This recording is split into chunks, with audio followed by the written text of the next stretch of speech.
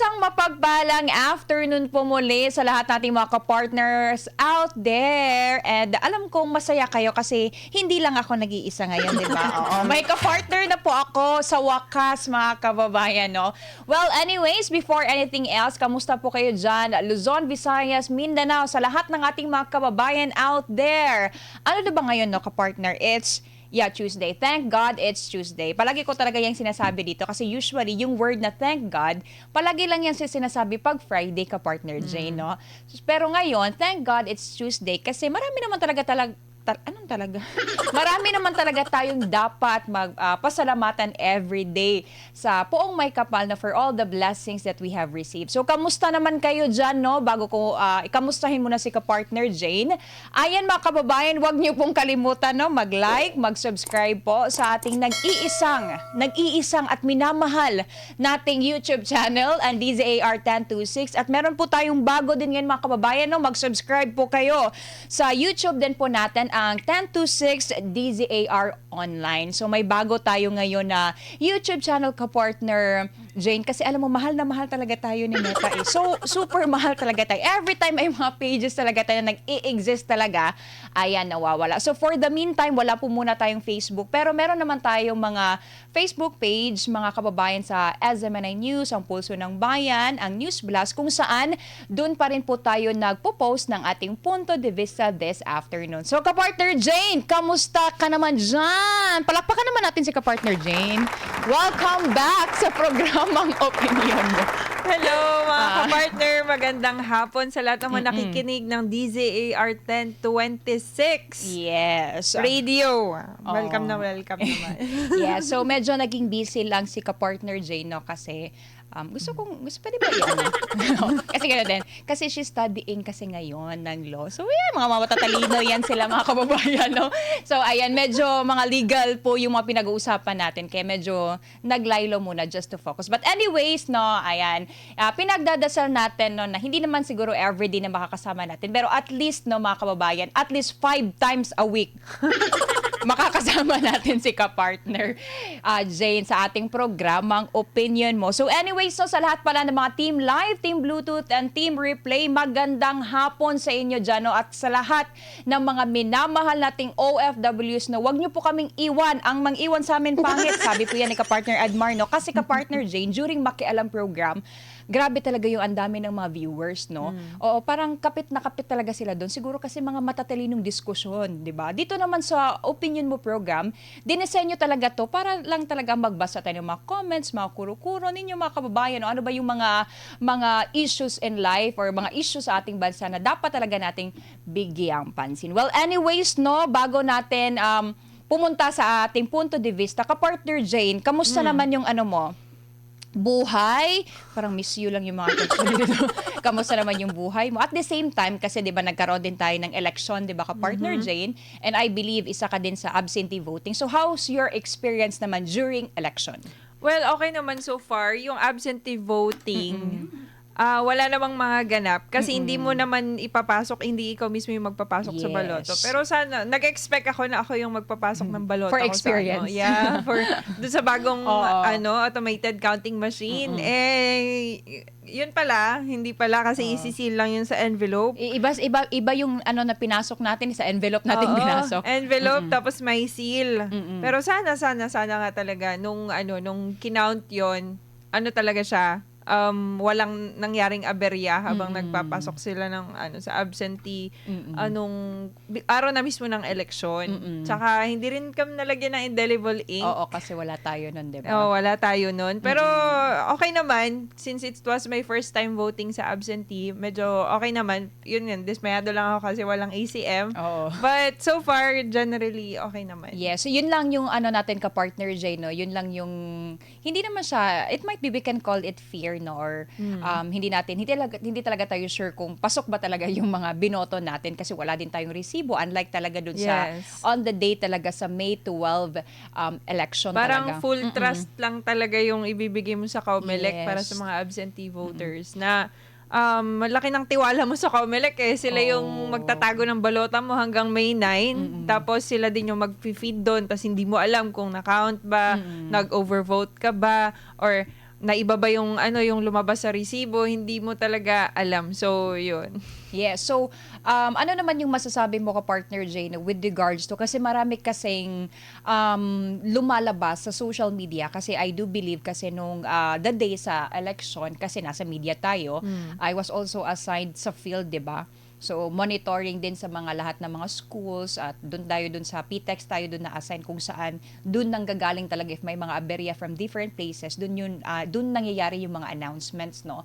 Pero Yes. makikita natin, taliwas siya doon sa mga nakikita natin sa social media na nag-vote sila, lalo na pagdating sa national. Kasi when it terms to local ka-partner, Jim, wala silang problema. Pero sa pagdating talaga sa senatorial ball talaga, nag-vote talaga sila ng 12, yung lumabas is undervote. Pag hindi naman undervote, overvote. Anong masasabi mo doon ka-partner? Ayun nga, kasi napakapambihira talaga yung mga ganyan, no? Meron nga akong isa interview Yes. mismo ng isang kapartner natin. Isa lang talaga yung binoto niyang kandidato, si Pastor lang. Pero nagulat siya kasi pagpasok ng kahit nag-undervote siya, nagulat siya kasi overvote yung lumabas sa resibo. Tapos, yung binoto niya pa, wala doon. So, hindi si Pastor yung Hindi si lumabas? Pastor yung ni isa doon sa overvote na yun, hindi po lumabas si Pastor. So she was very very disappointed talaga and galit na galit siya. Doon sa interview natin yun ka-partner, no. So it's talaga siya, legit siya na na-experience ng mga kababayan natin na nagrereklamo. Kahit nga si senatorial candidate Raul Lambino nagkaroon ng aberya. Oo. Hindi na count yung boto niya. Si Chito Samuntina, yung vlogger. Oo. Marami. So, according, parang millions yung hindi na-count na votes dahil sa overvoting. So, isa yun sa mga isiniwalat ni Attorney Israelito Torion, no? So, that's why they're pushing for manual recount talaga. Kasi kung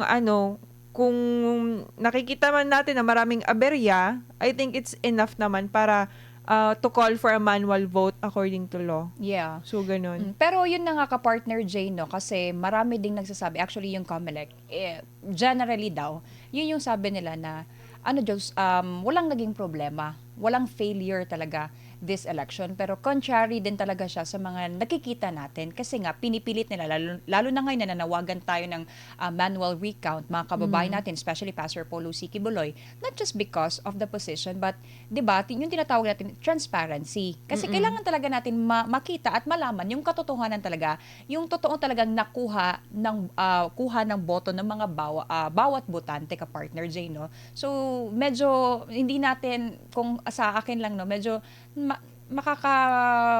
leave talaga siya ng question sa atin. Bakit nasabi ng COMELEC na wala talagang failure sa election? Pero Yeah. ang daming aberya na nakikita natin throughout sa lahat ng mga bases talaga kung saan ginawa yung election. And ka-partner what's Jane. surprising, no, ka-partner Carla, kasi aside sa pagde-declare nila na generally peaceful and walang aberya yung election, pero makikita natin na umabot na si millions yung yung Yes. aberya. During that day, I think 200 ACMs. Yeah, 200 plus. 200 plus ACMs yung nagka-aberya on the day of election. Tapos, ang dami-daming reklamo. So, I think, no, sa opinion, syempre, opinion natin to. Opinion to ng programa. Opinion mo to, go. So, I think I'm just actually voicing out yung yung gusto ng mga tao, which is we saw on social media, the clamor ng ibang mga senatorial candidates na yun nga, gusto nila i-push yung manual recount to be very transparent, and that's already nasa law na yan na hindi nyo na kailangan file ng electoral protest, which is gusto mangyari ni Chairman Garcia. Pero according to law, syempre, na yun it's one of the remedies pag hindi hindi sila confident. Yeah, hindi sila satisfied. Hindi sila satisfied sa automated na resulta ng Yeah. halalan. So, I think the people deserves that. Kasi milyones na yung nagrereklamo na ganyan Oo. And I think the number is very disturbing. It already reached 8 million. Mga ganyan na overvotes. So, parang that's very, malaking, na yun, malaking difference na yun. Yes. pagdating sa kung sino talaga yung totoong nanalo. Yes, but with regards to that issue kasi, meron namang sagot dyan no, sa COMELEC Chairman George Garcia with regards to manual counting. Sabi niya, may batas naman daw yan siyang ganyan. Pero kailangan pa daw gumawa ng another batas. And ang isa din sa kanilang concern ka, partner Jane, is kailangan din siya ng another budget. Why? Kasi nga, sino bang magre-recount? Yung mga guro, di ba? And then, kailangan din sila ng honoraria for them kasi silang magre-recount. Pero nga, marami mga netizens ngayon ka-partner dyan, nag-PPM sa atin during our programa sa atin. Nagsasabi na, pwede ba kami mag-volunteer? Kahit wag na lang kaming bayaran, kahit pang merienda na lang. Marami. Oo. Maraming mga kababayan natin dyan who are willing to help COMELEC. Oo. Nga kahit walang bayad, kahit ano. Marami naman talaga just to make sure. Kasi ang pinaka-issue dito is yung gusto ng tao, transparency lang talaga. Gusto Yes. lang nila malaman kung totoo ba na yung resulta ng halalan is naging clean and honest and very transparent. Kasi we deserve all of that. Kasi Yes. boto natin yun Oo. di ba? Karapatan natin yan, di ba? At saka, sa work mo din, di ba, ka-partner Jane, na nasa social media, monitoring talaga kayo on that day sa election. Merong mga nagaganap na mga magmahika, ka-partner Jane. Mga magic, sinasabi nga nila, parang mga magic sarap na ginasa mix na hindi mo na alam. Kasi, Senator Bongo, di ba, naging number 1 talaga siya, top talaga siya, no? Pero nung merong talagang instances na nangyari, from 26 million, naging 21 million siya. Yes. So, biglang bumaba Biglang siya. bumaba Kahit si yun ng Pastor 5 Apollo million. Sikibuloy, di ba? Di ba? From 5 million, naging 4 million. How was that ka-partner, Jane? Actually, nung nagbabantay tayo, no, nung sa bilangan yeah. ng botohan, wala talaga tayong tulugan. Oo. So, naalarma talaga kami. Kahit yung nagpo-post kami ng mga nung update per hour, for every update na sinesend ng COMELEC dun sa server nila, pinopost natin kaagad. And kahit yung mga kababayan natin mismo, hindi rin natulog. Oo, nagbantay talaga Nagbantay sila. talaga sila. And they really noticed na nabawasan ng 5 million. Well, it's not just Senator Bongo. Yeah. Generally lahat ng mga senatorial candidates that time nabawasan din talaga ng ng mga votes nila. So, Yes. it's very very alarming. And during those hours, wala pang explanation yung COMELEC kung bakit ganun. Bumaba yung count. Oo. Na-count na tapos bigla pang Bumaba. bumaba. Tapos parang binalik yata. Ganun. So, I think the people also owe them explanation. Pero I think that was already answered no sa press con Yes, ng ng COMELEC. ng COMELEC. To be fair naman sa Pero yun nga, during hindi mo talaga maiwasan yung opinion ng mga tao. Magsabi sila, bakit nabawasan ng 5 million? May daya, may magic na mangyayari, ganito, ganyan. And then, if you could see the graph na Parehas lang. parehas lang yung it's not normal na hindi yun yung normal na trajectory ng ng mga votes kasi lahat parang uniform yung yung resulta ng halalan. So, hindi mo talaga masabi very confident or trusting yung mga tao sa resulta ng halalan ngayon. Yes, at saka meron pa, di ba, ka-partner Jane, na hindi mo halos marinig sa survey yung mga pangalan nila na nag-e-exist sila, but during sa counting, ay aba, pasok na pasok ka-partner Jane sa top 12. Anong masasabi mo doon? Yun nga, no? Marami It's part- na tayong it's part of the instances. magic. Yeah, marami tayong instances. We already know Yeah. from the history of elections na kahit mga survey na babayaran yan. Na survey to favor this kind of candidate, ganito, ganyan. Like for example, si dating Pangulong Rodrigo Duterte. Yeah. Although he was like on a top, hindi talaga siya yung top 1 Oo. na na presidential candidate that time in 2015 the months leading up to the elections. Pero nakita natin dun sa actual vote, ang laki ng agwat niya dun sa sumusunod sa kanya, si Leni Robredo. 16 million, I think, Yeah. yung yung diferensya niya. So, masasabi mo na talaga na surveys are, they give a traction na of truth na. Pero yung actual vote, iba talaga yung actual. So, parang ganun, nakakagulat din talaga na meron yung mga yung mga hindi naman, wala talaga sa Magic 12 Yes. pagdating sa surveys, pero magugulat ka talaga kasi napasok sila Biruin sa mo, actual. hindi mo talaga sila nakikita. Unlike kay Pastor Apollo Sikibuloy ka-partner Jay, na grabe talaga yung ginagawang campaign sorties, campaign town hall meetings. At witness talaga tayo dyan kasi nagka-cover din tayo. Luzon, Visayas, Mindanao, aabot hanggang barangay. Ito, hindi mo nakikita. Parang, may sasabi lang, wow, yung mga ganun, alam mo yung wow, di ba? Yung mga wow na ganyan. Yun lang yung palagi mo nakikita. Wow, magic. Wow, TV, di ba? Yung mga ganun. Pero, bigla silang pumasok sa top 12 ka-partner, Jane. While Pastor Apollo Sikibloy, nakapako lang sa 42. Yeah. Imagine ha, 42 lang, hindi talaga siya, hindi tumataas, hindi nasa 49 lang sa line of 40. So, nakaka-question din. At kahapon ka partner Jane, meron din nag-comment dito, nagsabi siya, 'di ba yung KOJC, 'di ba ang members is estimated 7 million. Tapos sabi niya, hindi po kami member pero bumoto din po kami. How come? Bakit ganun lang daw talaga ang lumabas na resulta ni Pastor Apollo 5 million lang. 5 billion, tapos nung nabawasan lahat yung mga candidate, bumalik na naman ng 4 million. Tapos, nung naibalik, parang walang nadagdag. Yes. Naibalik lang yung nawala. Yes. So, parang it's very questionable talaga pagdating sa mga number ng votes ni Pastor Apollo Sikibloy. And, yun nga, sa opinion ko merong mga kandidato na hindi naman kilala. Hindi naman kilala kahit controversial, hindi eh.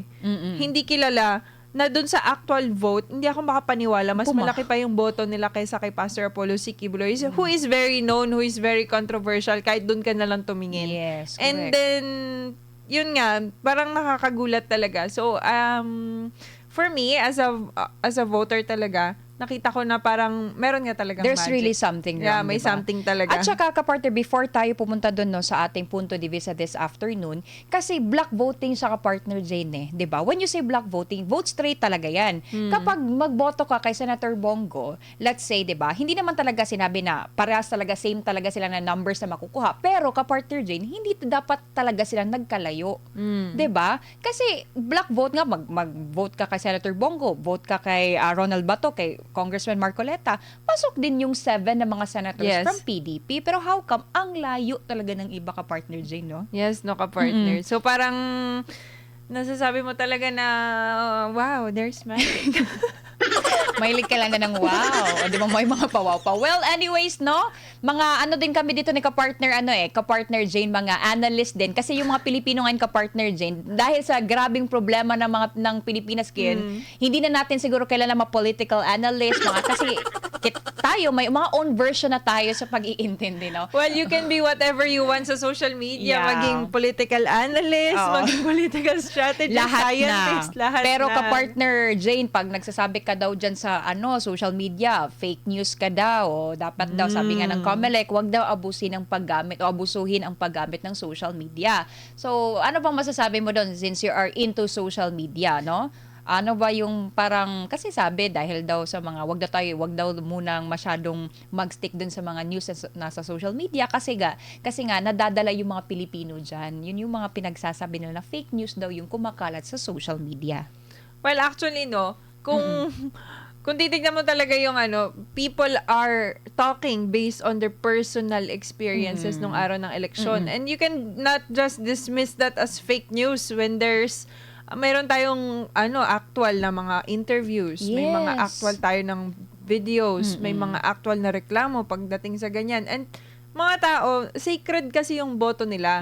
So you cannot just dismiss them as fake news or you can just dismiss them na nagsisinungaling. Kasi makikita mo sa mukha nila, galit na galit sila and very dismayado. So you cannot just say na i-dismiss mo yan sa kanila, nagsisinungaling yan, fake news lang yan without investigation. So you have the responsibility. Parang mag-investigate ba yung tignan mo muna. You cannot just dismiss that right away. Kasi gusto ng COMELEC, 'di ba, na gusto daw nila ng mga evidence, mga proof. Ano pala nasa social media? Hindi pa ba enough 'yun? Ano ba klaseng proof na gusto nilang malaman? malaman? To be fair naman sa COMELEC, hindi naman kasi lahat ng mga nagpo-post sa social media legit din talaga. Yes. So kailangan ng proper vetting talaga and siguro to make your reklamo count, siguro mag-file. Actually, yun yung sinabi ni Attorney Rex. Manifestation. Yeah. Oo. Kailangan mo mag-file ng manifestation na ganito yung nangyari, ganito yung nangyari. You cannot just, to be fair din talaga, hindi rin talaga enough yung But social media in general posts and talaga, everything. yun lang talaga yung panawagan natin, manual counting. Manual of counting votes. talaga. Yes. Para matapos na yun. Kasi, yun lang naman talaga gusto ng mga tao. Kung may manual recount sa lahat ng mga boto, I think the people would be very satisfied regardless of what transpires or what would be the result of the manual count talaga. Kumbaga, Ang gusto lang ng titigil mga na. tao, naging transparent lang and honest ang COMELEC. Correct. So, in line with that, mga kababayan, no, sa ating pinag-usapan, no, kasi yun pa rin, it covers pa rin sa election. So, ano ba yung punto de vista natin this afternoon? Ng bayan. Ayan. Ano ba ang masasabi mo sa sitwasyon ng politika sa bansa pagkatapos ng 2025 election? So, bago natin to ibigay kay partner Jane, no, yung mga pagbabasa ng mga komento at maging ang kanyang komento, mga kababayan. Basahin muna natin dito sa ating live kasi basig mangluod at mawala to sila lahat dito. Nako. Sabi dito ni R5432, yes, kami bumoto din kay Pastor Kibuloy. Hindi naman kami member ng KOJC. Sabi ni Crescencio Prado, maayong hapon, Miss Carla, Miss Jane Codnita. Bakit alam mo yung ano ni ka-partner Jane Codnita, ha? Di ba, Jane? Naka-flash ba? May family name ba? Okay. Sabi naman dito, basta't ako, Pastor Kibuloy and Duterte 7 ang panalo, dapat impeachment kay COMELEC. Sabi niya dito, Mikos ang botohan sa 2025. Manual counting simulan na. Kay Arcelia Zenea, may batas pero ang COMELEC hindi sumusunod sa batas kasi dapat mawala dyan. Mawala daw dapat. Ayan, sabi naman dito ni AZ Patuinan, yes, hello ka-partners Carla and Jane. Maayong good afternoon mga ka-partners kay Jeb Rivera. Gandang morning po Ma'am Carla and Ma'am Jane here at Caribbean Sea. Ay, Wow. grabe. Sailing to Honduras. Ay, talaga palakpakan na natin to. Ang ganda siguro ng feeling doon, no? Paghahanda na po yan sa dadating na 2028 para di makaupo as President si VP Sara. Kay Chucky Shoulder, pag-greet po si Hubby. Ay, may pa-hubby. Happy birthday, Steve Shoulder. Oy, si Steve Shoulder. Sir Steve Shoulder, happy birthday. Wishing you more years to come. More candles to blow and good health po. Ay, may ano pa dito? I love you pa dito siya. Watching from Australia. Okay, kay Lynn Marie, magandang hapon. Kay Lorenzo Advincula Jr., hello din po pala ma'am sa kapartner mo, si Ma'am Jane. Good PM. Okay, Esmeralda Francis, magandang hapon sa iyo. Hello, beautiful ladies watching from Australia. Kay Ursula Zenea, isang mapagpalang hapon muli sa SMNI DZAR 1026. Ayan, sabi naman dito ni Lorenzo Advincula Jr., hello po ulit. Good PM po sa iyo. Dapat gawin ng Pangulo ang trabaho niya kaysa makipag-ayos sa mga naaapi nila, lalo na ang pamilyang Duterte at mga malapit sa kanila katulad na lang ni Pastor Apollo C. Kibuloy. Kay Lynn Marie, magandang hapon sa iyo from Iloilo City. At ka-partner Jane, sino ba dyan ang mga nagkokomento? Ito yung babasa ni ka-partner Jane from Facebook natin to sa Pulso ng Bayan at sa SMNI News Blast na mga post po natin for our punto de vista this afternoon. Okay, unahin natin dito sa page ng News Blast. Opinion mo, ano ang masasabi mo sa sitwasyon ng politika sa bansa pagkatapos ng 2025 elections? Sabi dito ni Marie Chris, mga gahaman sa pwesto at korap. Nako, sino yan? Sabi ni Conrado Dublin, masalimuot at naguguluhan ako, lalo na sa mga opisyales ng ating bansa na animo yung mga bata na nag-aaway-away at nagkakampihan. Ayan, sabi ni Noemi Palersinday Alaba, nangabobo na sila dahil sa pera. Gusto malubog ang Pilipinas. May gustong tumayo, kaso pinagtutulungan pabagsakin. Sabi naman ni Stephen, bumalik tayo sa Tatsulok. So ano nga, naalala mo yung kantang Tatsulok? Oo. Sige, kantahin mo nga. Hindi ko maalala, Alright, charot. Pero naalala ko yung kanta, yes. Sabi naman ni Mirlan Yap, pera-pera lang at panapanahon lang talaga. Sabi naman ni Jang Sogelio, the true makeup of Philippine society versus the claims of the Ayun. Sa DDS, 40.1%, Marcos Loyalist 15%, Pinks 13.6%, and none of the above 31.4%. Talaga? Kahit pa magsanib pwersa ang loyalista at mga kakamping, mas marami pa ang independent. Ayan, sabi niya. Sabi naman ni Manahimik muna, back to normal or broken system at papogi na lang uli pag malapit na ang eleksyon. Sabi naman ni Raul Novicio, bangag ang sitwasyon mula umupo ang mga magnanakaw. Ayun. Ang hirap nito. Sabi naman ni Ivy Allen Marquez, mas lugmok na sa korupsyon ang bansa dahil sa dayaan sa eleksyon. Okay, sabi naman ni Maricha Gonzalez, harap-harap ang dayaan. May mga emoji pa siya, galit na galit siya. Sabi naman ni Tambong Florencia, lalong lumala ang kaguluhan at di po magandang eleksyon. Malaking dayaan ang nangyayari. Sabi naman ni Romel T. Livid, kontrolado ng mga 3K. komunista, Oh. corrupt, at kumulek. Oo. Kumulek ang sitwasyon. Siguro- Ano pa nga ba? Oh, okay. Mm-mm. 'Di ba? Ah, So sabi naman ni Ranel Sam Semino, walang batas na umiiral sa ating bansa, walang direksyon ang pamumuno. Sabi naman ni Prince Valiant, may kumita ng malaki, bato pa to sa langit ang tamaan, sana kunin ni Lord. Uy, grabe naman kayo mga kababayan. Chill lang. Mm-mm. Okay, sabi naman ni Alvarina Cipriano, wala na'y kalipay ang mga kawatan dahil ninanakaw ko rin ang kanilang ninanakaw. Hoy! Ano to? Uy, baka bisog-bisog ka. Hoy, baka kumuha siya ng nung Baka may part ka ha. Hoy, yung Ayan. yung vote buying siguro kinuha niya yung yung bayad pero hindi niya binoto yung hindi niya binoto Kapartner yung Jen, kilala mo nagbayad ba sa yung kanya. isang kongresista na nagpapaligo ng senior citizen? Ay! Oo, wag mo na i-mention yun. Ngayon daw, ang gagawin niya, magpapaligo na naman daw siya. Oy, dapat kung totoo yung concern niya na magpaligo ng senior citizen, ginagawa mo yan kahit hindi ka Oo. kandidato sa Wala, eleksyon. Hindi natin alam, naging lamya na. Yung mga... Oh, dapat hanggang ngayon ginagawa mo pa rin kasi after election na, di ba? Sino pa Okay. dyan? Balik tayo dito kay Oo. Ricky Magallanes. Pinakukurap na ng gobyerno. Naku, baka ma-Mr. Chair ka. Oh, Mr. Chair tayo dito. Bago pa naman yung YouTube ng DZAR. Nako. Sabi naman ni Salusin, okay, baliktad yung pangalan niya. Sobrang dayaan ang nangyayari. Puro daya ang COMELEC sa national election. Sabi naman ni Leklek, kwartahan na kaayo. Si Garcia. Oy, sinong Garcia to ha? Wala tayong sinasabi dito. Common last name yan. Okay. So sabi naman ng Perlas ng Silanganan, unang-una nakakadismaya ang resulta ng halalan. May mga trapo na nanalo. Pangalawa si George Garcia, bangag na din, masyadong nagsip-sip sa gobyerno ni Marcos. Ayan na, galit na sila. Ay, sabi ni Susan Inog, mga magnanakaw, masaya ba kayo nakatayo dyan? Ayun.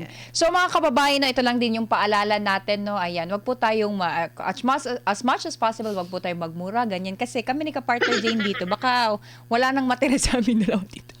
Ayan mga kababayan. No? So ito naman, dito muna tayo sa ating live, no? Sabi ni Felix TC1, Hola chicas, buenos dias from Spain, OFW. Yung mga kababayan natin dyan sa OFW. Hola, buenas tardes.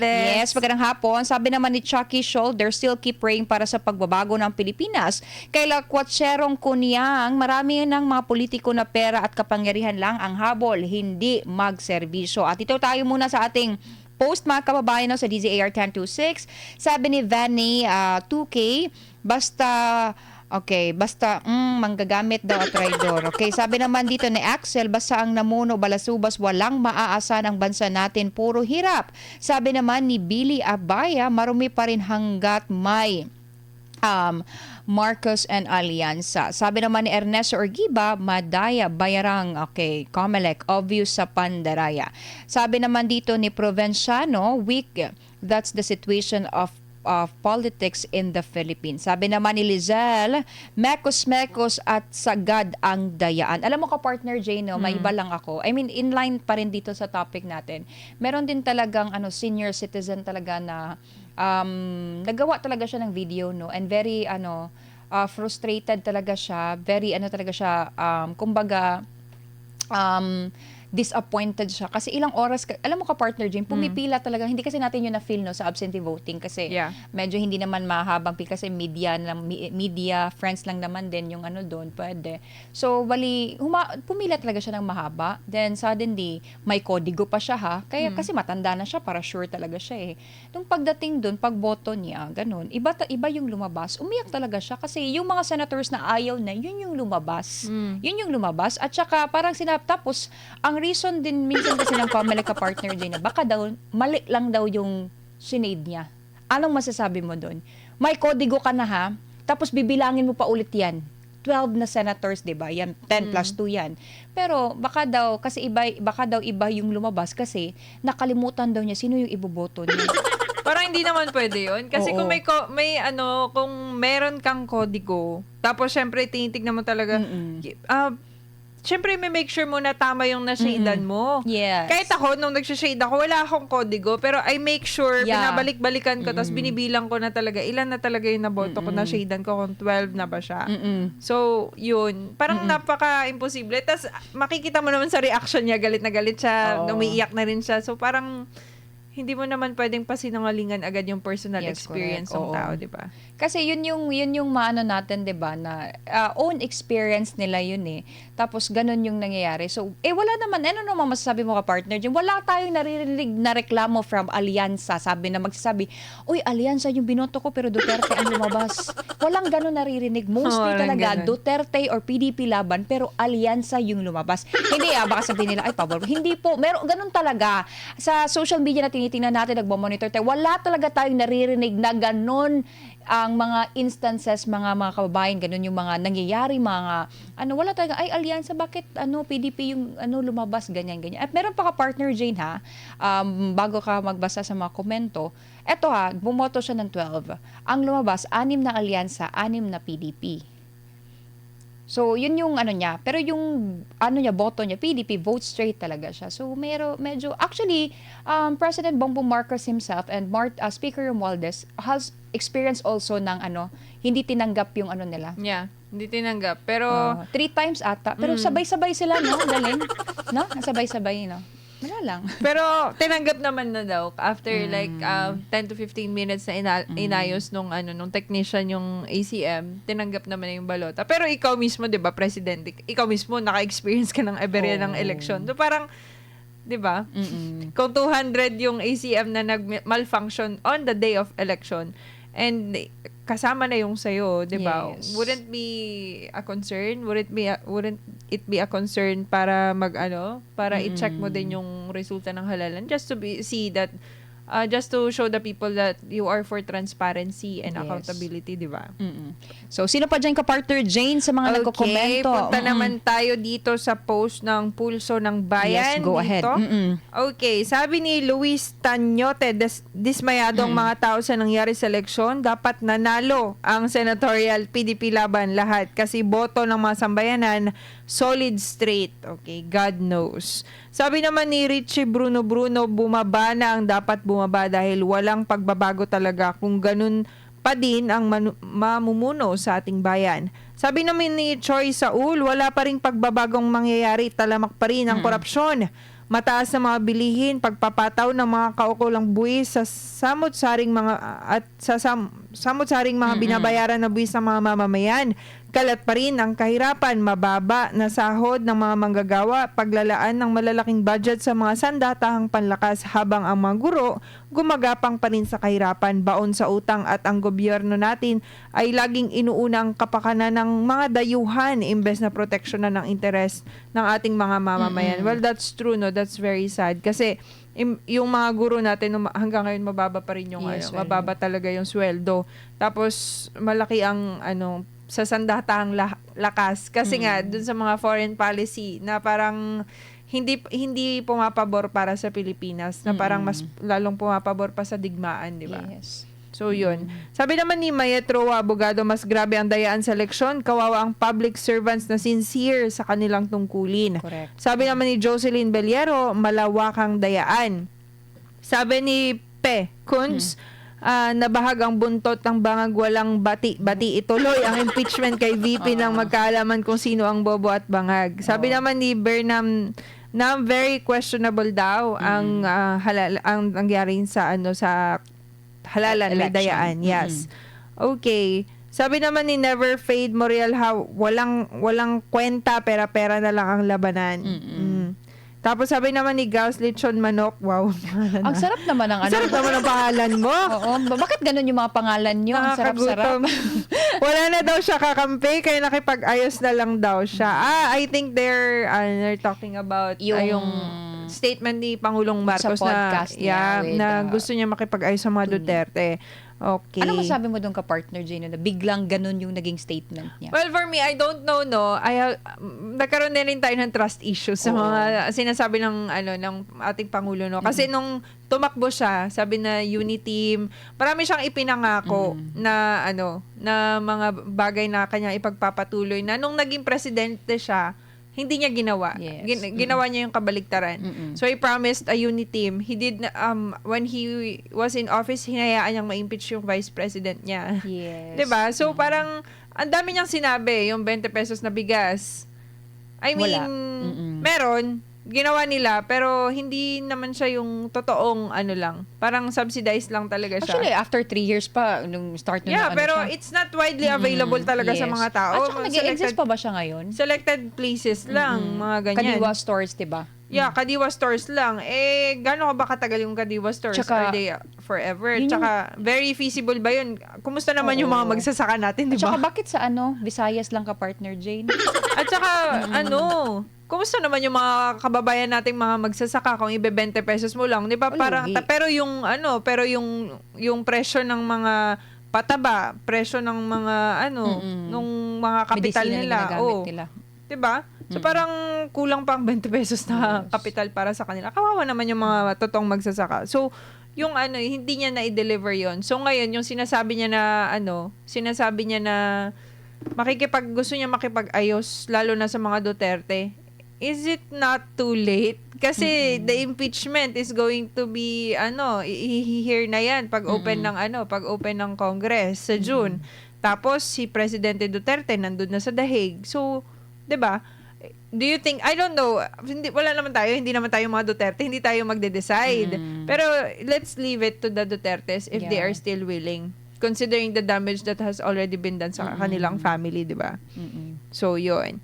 Okay, back to our comments. Balik tayo kay Dominic Tolipas. Nagkaletse-letse na kalagayan ng Pilipinas at buhay ng mga Pilipino sa 3 taon halos na panunungkulan ni PBBM. Lalo na nitong katatapos na 2025 midterm elections na puno ng mga anomalya at mga pandaraya saan ka nakakita ng 18 million overvote. Ngayon lang nangyari yan at marami pang ibang mga pandarayang naganap pa. Worst talagang nangyayari bawat araw, buwan at taon sa ating bansa ngayon. Sobrang nakakadismaya. PBBM, magkusa ka na mag-resign dyan. Pinakamabuti mong gawin ngayon. Okay. Maganda naman yung comment niya. Hoy! Salamat Dominic Tolipas, and punta tayo kay Punta naman tayo kay Thelma Santa Maria Bautista. Yes. Los Indios talaga tayong mga Pilipino, kawawang bayan. Okay, Indios, mga ignorante. Hanggang ngayon, di alam ang mabuting pamamahala ng gobyerno. Ang standard ay kung mabuting magbigay ng ayuda at kung sinusunod mga kapritsyo nila, okay na yan. Diba? So sad.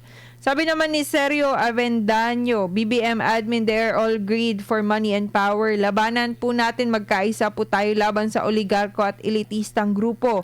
At pro-NPA, CPP, NPA, NDF, mga CHR, mga aktivista para sa future ng ating mga anak. God save the Philippines. Ikaw, kapartner. Yes, dito naman tayo sa ating live sa DZAR 1026. Sabi dito ni Glorlyn Agustin, walang pinag-iba kay Torre. Ito na-compare naman ito kay Torre. Na inabuso ang kapangyarihan ng COMELEC. Kay Vian, ang nakakatawa, si Tam... Ito na, buntik na. Wala na ngang kalaban. 70,000 lang ang bumoto. Ito yung nagtumakbo siya dun sa distrito niya na wala naman talaga siyang kalaban. So pag-proclaim niya, wow. Parang wow na lang. Palakpakan na lang sila. Okay, kay Rowena Rita Garbin, ang politics sa atin hindi serbisyo ang motibo, kundi negosyo. Ito meron tong ang ganda ng sinasabi niya ka-partner Jane, na it's not about politics anymore. It's about negosyo na talaga siya, di ba? Okay, kay Ame Cabrera, hello sa iyo from OFW po ito, from Saudi. Magandang hapon, no? Dito naman tayo sa ating DZAR post. Sabi ni Housewife Garden in Japan. Grabe na kompleto na Housewife Garden in Japan. So alam na namin na housewife ka. Nasa Japan ka pa. Sabi niya, negative, disappointed, nakakahiya ipagmalaki sa ibang bansa bilang OFW. Sabi naman ni Merville 9414, talamak sa dayaan, national man o local, at karahasan bago at maging sa araw ng eleksyon, lalong sa local. Alam mo ka-partner, Jay, may nabasa din ako kasi dati, nung panahon ni dating Pangulong Rodrigo Roa Duterte, as a OFW daw, very proud talaga sila pag tinanong sila ng mga boss nila, no? Na pag sinasabi sa Filipino, yes, we are Filipino kasi nga of Duterte. Tinatawag, actually hindi na sila tinatawag na Pilipino. Uy, Duterte, ganun.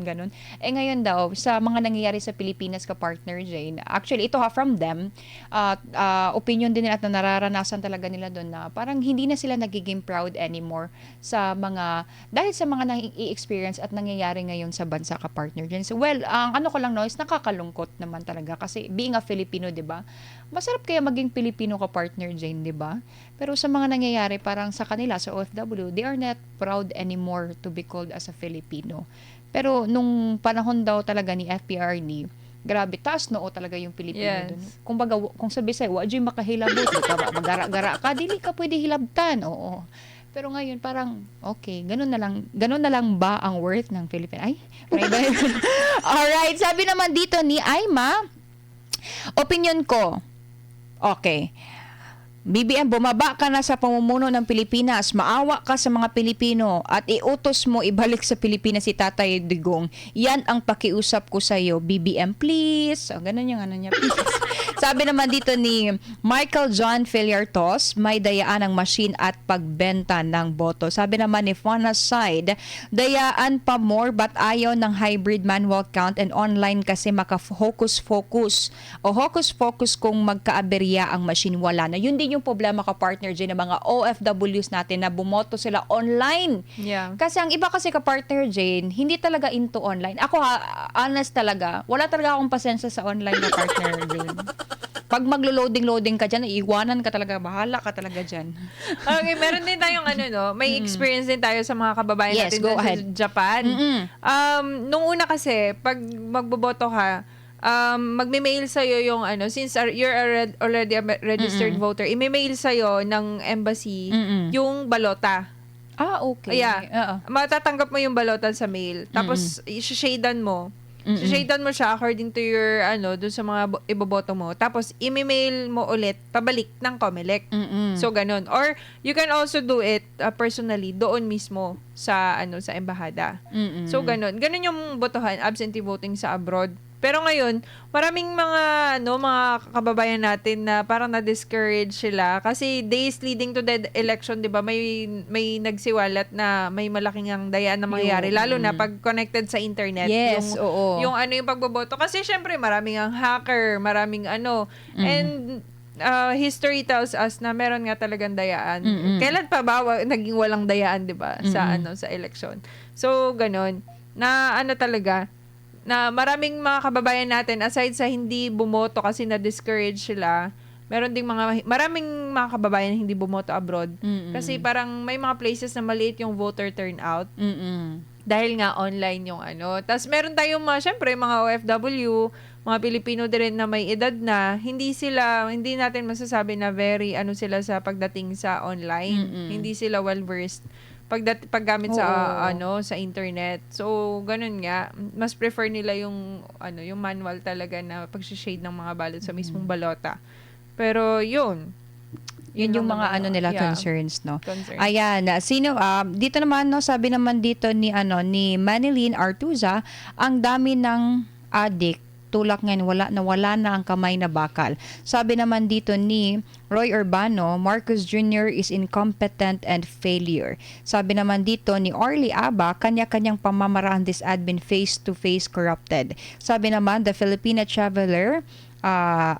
Travelera Kodara, grabing hocus-pocus kagagawa ng mukhang pera na leader. Ano namang masasabi mo ka partner Jane, no? Kasi dahil sa nangyari at na-experience ngayon sa politika dito sa bansa, lalo na ngayong nung May 12 elections, na ayoko nang bumoto. Ayoko na sa susunod, wala na, hindi na kami sasabihin. May nag-comment kasi kahapon na lahat ng pamilya ko, lahat ng angkan ko, gikan sa kanununuan, gikan sa apo ko, ganyan-ganyan, hindi ko na sila hayaang bumoto pa. Ano bang masasabi mo dito? Well, may karapatan naman yung bawat Pilipino, 'di ba? That's our right. It's our right to suffrage talaga. Pero kung ayaw din nila, siguro depends on the people. It depends on the person kung gusto niya exercise yung right niya or what. Pero it's very sad to say if you're not going to exercise your right Yun. just because nawalan ka ng tiwala Oo. sa proseso ng gobyerno or mismo sa gobyerno nawalan ka ng tiwala. That's so sad to hear talaga. Pero yun nga, it depends on the choice ng tao. Sabi nga dito sa ating live ka-partner Jano sa DZAR 1026 ating YouTube, sabi ni Jeb Rivera, sa US po ganun mga moms, kapag tinatamad yung mga tao bumoto sa polling centers, tas mail back after bumoto dun sa nag-send ng official ballots. So yun yung sinasabi mo ka-partner Jane, na email to email na lang. Sino pa dyan ka-partner Jane? Okay, sabi dito ni Ana De La Rosa, opinion ko, galit. Kasi bakit meron tayong ugok na Pangulo? Diretso ba Kalma ka lang ng, po. ano ba, ka ng walang papreno-preno. Okay, Oo go. nga. Sabi naman ni Jing Taranya, yung nagawa ni BBM, hindi nagawa ni Tatay Digong. Ibang-iba talaga si BBM. Maka-BBM siya. Okay, okay. Sabi naman ni Kagilok, Well, opinion niya, ibig sabihin ka-partner dyan, fair tayo dito. Binabasa talaga natin. Sabi naman ni Kagilok, walang silbi ang panunungkulan ni BBM, walang proyektong ginawa, laganap ang korupsyon, tapos lubog pa sa utang ang kawawang bayan. Sabi naman ni Lando Valdez, kasi lungalingan kayong mga nasa gobyerno. Ayan, sabi naman ni Baby Diaz, patuloy naghihirap ang Pilipinas sa gobyernong BBM, patuloy ang kagutuman, kahirapan at patayan, mga adik na lang lahat. Wala na kayong ginawa kundi pangungurakot at patuloy ninyong niloloko ang taong bayan sa ginawa ninyong katatapos na eleksyon. Pinaikot ninyo sa mga palad mo BBM at ng COMELEC ang bayarang eleksyon. Ayan. Si Tam, patuloy na siyang namamayabag sa pagginawa nilang election pamimili ng mga boto. Okay? Sabi naman ni William Umali, dapat may mag-resign na. Sabi naman ni Fai Miffy, nakaprogram na lahat. And sabi naman ni Jurik Oshaz, magulo, dayaan, kailangan manual. Ayan, gusto nila yung manual voting. Okay. At sabi naman ni Isko Cervantes, kawawa ang Pilipinas. Sabi ni Lobitana Hari, kung mananatili ka sa pwesto, walang magandang kapalaran ang bansang Pilipinas. Okay. Sabi naman ni Cornuan Carnod Alab, best if he resigns. He's the major problem in this country. Weak leadership, lumulubog ang Pinas. Ayun. Sabi naman ni Delpang, nakakalungkot kasi dinaya nila ang PDP laban. Nagulat ang mga tao sa resulta ng eleksyon kasi nanalo ang PDP laban sa Visayas at Mindanao. Pati OFW vote straight PDP laban. Pero pagdating sa resulta sa Manila, natalo ang PDP. Halata talaga, iniba nila ang resulta. Tapos, suspended pa ang Duterte Youth Party List. At BH Party List kasi gusto nila ipabagsak ang mga Duterte na nasa plano na nila yan. Okay, sabi naman ni Kashana Sarasonas, sobrang gulo ang kapakanan ng bayan. Unahin, isang tabi muna ang self-interest. And sabi naman ni Tampenko Michael, I am amazed at the level of tolerance this country has to corruption. Oo nga naman. Ang galing. Grabe yung tolerance natin sa corruption. Sabi naman ni Lili, maraming mahirap. Grabe namang linya. Maraming mahirap nga kayong nasa gobyerno, hayahay, busog kayong mga lalay. Ayawlay. Sabi na Jiron Transporto. Nagkahitot-hitot na. Ano to? Ang Pilipinas dahil sa walang kwentang pamamahala ni BBM. Sabi naman ni Kevin Roy, sabi nga ni Digong, Marcos is a weak leader. Kaya siya minamanipula ng mga nakapaligid sa kanya. Ayan. Sabi naman ni Alfredo de la Cruz, ano pa kung hindi mataas pa rin ang mabilihin lalo na sa karne at ang politika ay hindi rin nagbabago kahit ang iba ay napalitan na. Okay, sabi naman ni Jepoy Ozdalak, lalong lumulubog ang bansa dahil andyan pa rin ang magnanakaw sa kaban ng bayan. Ayun. Sabi naman ni Nonoy Nelson Febrin Rodrigo, magulo, kaduda-duda ang resulta, minamaniobra ang gobyerno ang 2025 midterm election. Okay, ingon si Marilu Bachansila, tikasan ang COMELEC. Sabi naman ni Fernando Carayo, Puppets Playground daw. Yes. Hello Sabi po. naman ni Carjo Chen, paano nasabi na election kalaban nasaan ang mga utak ng mga mambabatas? Okay, sabi naman ni Lenny Hertiz, very much alarming po dahil it's too obvious maski sa ordinary individual like me na parang walang katahimikan at pag-unlad na maasahan. Ayun. Dahil sa kitang-kitang korupsyon sa lahat ng aspeto, ultimo pangunahing bilihin na kailangan ng mga tao, hindi makontrol ang pagtaas. Maski may trabaho ang karamihan, hirap makasabay sa presyo ng mga bilihin. Paano na po ang mga mas mahihirap na mamamayan? Okay, sabi naman ni Ben Jimenez, my opinion is kung ayaw mo masira ang Marcos name, mag-resign na po kayo at isauli ni Mr. at, sino to? Nino yan. Ay, ni MR at ni ZC, members ng Tuadcom, lahat ng nasuluhan sa impeachment ni VP Sara due to corruption. Sabi naman ni Ma'am Ruby Hentica, puro politika. Wala lang ginawa kundi pamumulitika. Hay nako. Na ano na talaga, na ano na yung mga tao, no?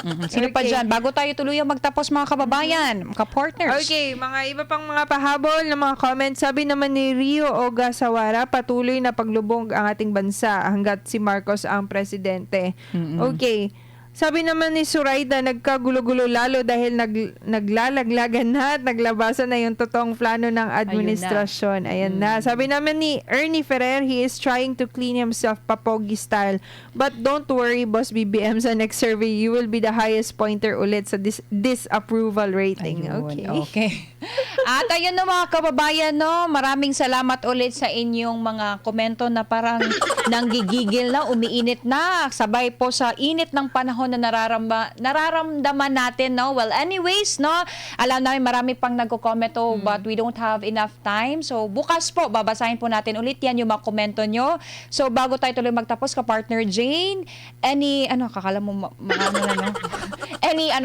mga paiwan message mo sa ating mga kababayan, mga ka-partners. Mga kapartner, maging padayon. Patuloy po tayo sa pagiging mapagmatsyag sa mga bawat takbang ng ating gobyerno dahil kung gusto talaga natin ng pag-unlad, kailangan maging maalam tayo, mapagmatsyag at laging updated. Kaya mga kapartner, huwag nyo rin kalimutan na samahan ang SMNI sa mga social media pages and channels natin, no? Tulad nitong DZAR 1026 Sunshine Radio, SMNI Digital News Blast, Pulso ng Bayan Nightline News. Yan. Yung mga social media platforms natin, samahan nyo po ang SMNI at makakaasa po kayo na magiging kapartner nyo po kami sa totoong pagbabalita sa mga nangyayari dito sa bansa.